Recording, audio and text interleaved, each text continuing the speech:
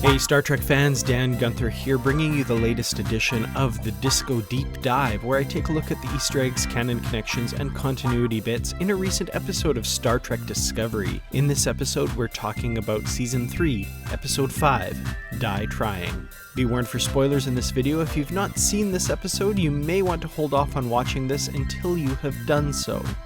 In this episode, the Discovery finally locates Starfleet and Federation headquarters. When they arrive, there is a number of new starships for them to take a gander at, so let's dedicate this section of the video to all of the starships referenced and seen in this episode. First of all, we get Owoshikun mentioning a new constitution. This is the vessel that is on screen at the time. However, TrekCore has noted that the registry number appears to be NCC 1864M, which would make it a descendant of the USS Reliant, as seen in Star Trek II, The Wrath of Khan. If it is, however, the Constitution is the class name ship for the Constitution class, such as the original series USS Enterprise NCC 1701. So it's possible that this ship may be a continuation of the Constitution lineage. Also featured is the USS Voyager NCC 74656-J, making it the 11th USS Voyager, including the original as seen in the series Star Trek Voyager. In a touching tribute, we also get the USS Nog NCC 325070, reportedly an Eisenberg-class starship. This would be named for the character played by Aaron Eisenberg, Nog, as seen in 7 seasons of Star Trek Deep Space Nine. Aaron Eisenberg, who passed away in 2019, is given a lovely tribute here. We also see in the background of this scene the USS Armstrong, presumably named for the first man to walk on the moon. We get a reference to the USS Cuyahoga. The episode was written by Sean Cochran, and Cuyahoga is his home county in Ohio. Presumably this was named for that. And later in the episode, we get the USS Tikov, a seed vault ship. Its registry is NCC 1067M, meaning that it is presumably the 14th vessel to bear the name, and the latest in a long line of Federation seed vault ships. The Tikov may have been named for Gavril Adrianovich Tikov, who is considered the father of astrobotany. Also in this episode, we get an instance of a rather large holographic map of the Milky Way galaxy. Several locations are visible on this map. Here's a brief list of the ones that I was most able to see, followed by a comprehensive list constructed from sources elsewhere on the internet. The most visible to me were the Founder's homeworld. We have both the first and the fourth Founder's homeworld shown here. The Founders, of course, were the changeling shapeshifter species seen in Star Trek Deep Space Nine. It seems that they do move around more than just the once that we see during that series. Also front and center is Kazon Clan Forum. The Kazon were the initial enemies in the TV series Star Trek Voyager, located deep in the Delta Quadrant. We also see Talax, the homeworld of the Talaxians. Neelix from Star Trek Voyager was one representative of their species. Also visible is Okampa. Kes, another character in Voyager, was an Okampan, and most of the action of the pilot episode of Star Trek Voyager takes place in and around Okampa. Also visible are a couple of Federation deep space outposts, namely numbers 36 and 72. We also see the Ankari homeworld. They're another Delta Quadrant species seen in Star Trek Voyager. They're the ones that gave the Equinox the technology to contact the life forms that they were using to power their modified warp drive in the Voyager two-parter Equinox Parts 1 and 2. We see a star called Thalos. Quark's cousin Gala was reportedly arrested on Thalos 6 for vagrancy. Thalos 7, in the meantime, was visited by the Enterprise D, as mentioned by Wesley Crusher in the TNG episode The Dauphin.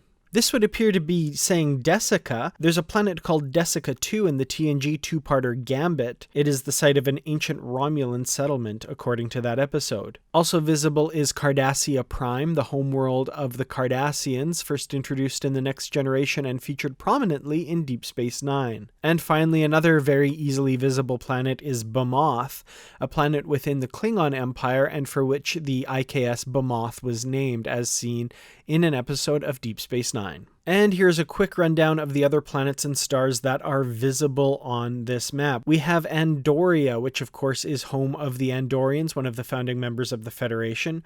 Argus, home to Argus 10, the planet shown at the climax of the TOS episode Obsession. The Brunali homeworld, Icheb's people, located in the Delta Quadrant, seen in the Voyager episode Child's Play. Celis, which is home to Celis 2, mentioned in Star Trek Nemesis by the Romulan Senate.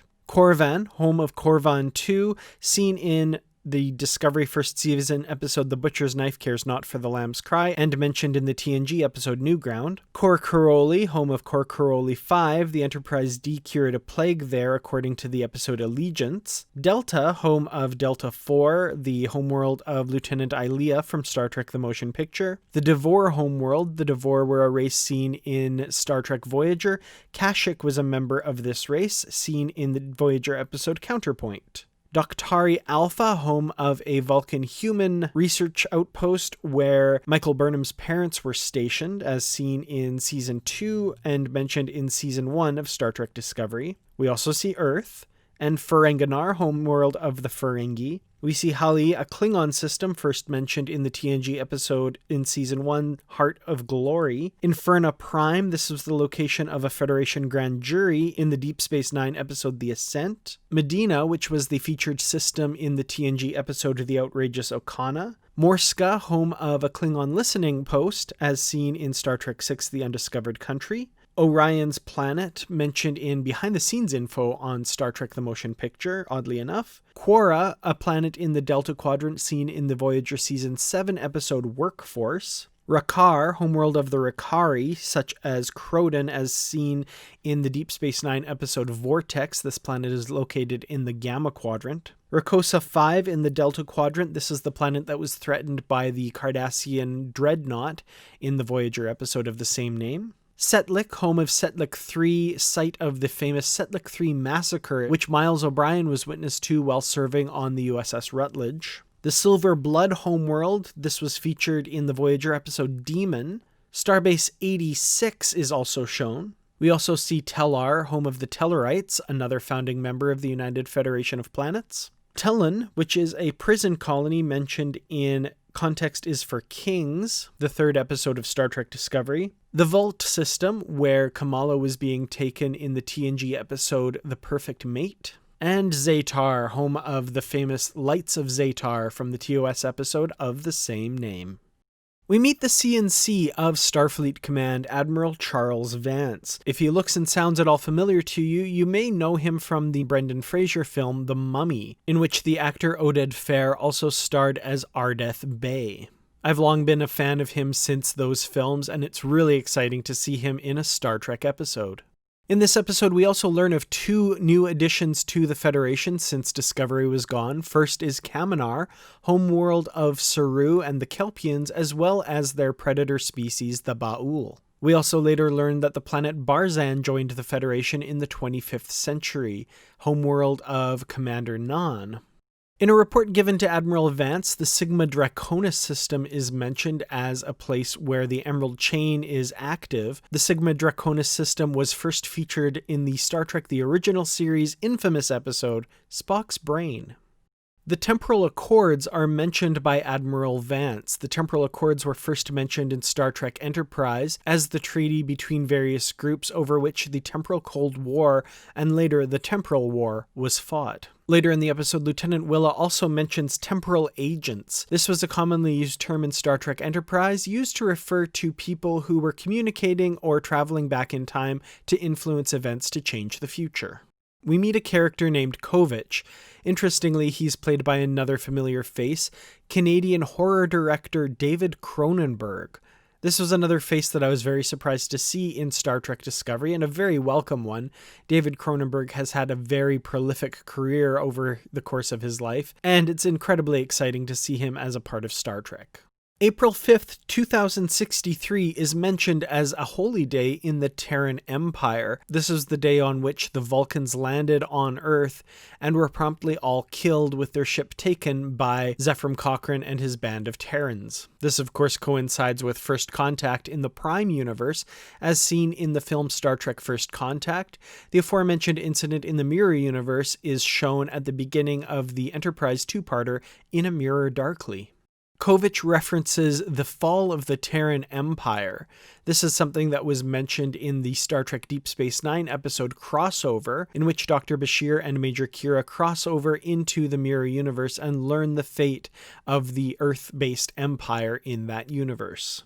And finally, we see this plant in a holographic recording of events aboard the USS Tikov. This carnivorous plant bears a striking resemblance to a plant seen elsewhere in the Star Trek universe, namely Beauregard, or Gertrude, depending on who you ask. I definitely see a resemblance between these two plants. Well, those were all of the Easter eggs that I found this week. Were there any that I missed? Please let me know in the comments below. I'd love to hear from you. Thank you so much to the Patreon supporters for all of their help in bringing these episodes to you. I really could not do it without them. I truly do appreciate it. Thank you to everyone else for liking, sharing, and subscribing. If you felt this video was worth it, give it a share with anybody you think might appreciate this kind of more positive look on Star Trek Discovery, and anyone who really enjoys finding the little Easter eggs and hidden continuity bits like that. I really would appreciate that. Thank you again so much for watching. I'll see you in the next video. Until then, as always, live long and prosper.